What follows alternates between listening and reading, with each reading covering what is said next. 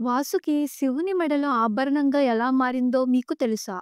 నాగలోకంలో ఎన్నో నాగరాజులున్నప్పటికీ వాసుకి మాత్రం ధర్మాన్ని, భక్తిని అత్యంత ప్రేమించినవాడు. ఒకరోజు వాసుకి మహాదేవుణ్ణి దర్శించడానికి కైలాసానికి చేరాడు. అప్పటికే శివుడు గాఢ ధ్యానంలో ఉన్నారు. అప్పుడు వాసుకి ఆయన పాదాల వద్ద పడిపోయి ఇలా ప్రార్థించాడు. ప్రభూ, నా జీవితం మీ పాదాలకు సేవ చేయడానికే, నాకు శరణాగతి ఇవ్వండి అని.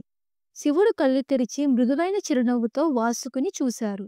అతని భక్తి, వినయం మహాదేవుని హృదయాన్ని స్పృశించాయి. ఆపై శివుడు అన్నారు, వాసుకి, నీవే నా శక్తికి చిహ్నం. నీవు నా మెడను ఆవరించి ప్రతి యుగంలో నా భక్తులను రక్షించే కర్తవ్యం నిర్వహించాలి అని. వెంటనే వాసుకి తన రూపాన్ని సన్నగా చేసి శివుడి మెడపై నాగాభరణంలాగా చుట్టుకున్నాడు. చంద్రుడు, అర్ధనారీశ్వర రూపం, గంగమ్మ ప్రవాహం ఇవన్నిటి మధ్య వాసుకి దివ్యకాంతిలో తేలిపోయాడు. ఆ క్షణం నుంచి వాసుకి శివుడి శక్తి, ధైర్యం, కరుణకు ప్రతీక అయ్యాడు. ఓం మహాదేవాయ నమః. Thanks for watching. Please subscribe Sweety Uday channel.